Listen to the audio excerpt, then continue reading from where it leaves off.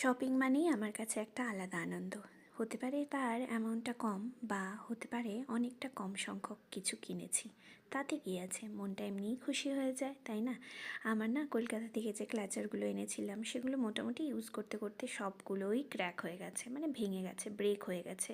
তো রিসেন্টলি একটা শপে এই ক্লাচারগুলো আমার খুব পছন্দ হয়েছিল। হয় না কিছু ক্লাচার যেগুলো ইউজ করে সবাই সেগুলোই তারা কেনে।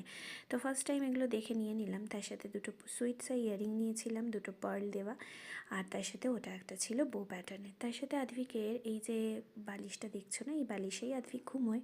তার দুটো কটন হোয়াইট কালারের কভার রেডি করেছি, যেটা হচ্ছে দোকানে দেওয়া হয়েছিল, ওরা করে দিয়েছে আফটার ওয়াশ। এই বালিশে পরিয়ে ওকে শোয়ানো হবে। বালিশে ঘুমোলে না ওর ঘুমটা খুব ভালো হয়। তার সাথে না আমি তোমাদের যে আগে 3টে গ্লাস জার দেখিয়েছিলাম, ওগুলো 3টে নিয়েছি বাড়ির জন্য, তো সেটাও এখানে আছে। আর দুটো টাওয়েল নেওয়া হয়েছে আদ্ভিকের জন্য।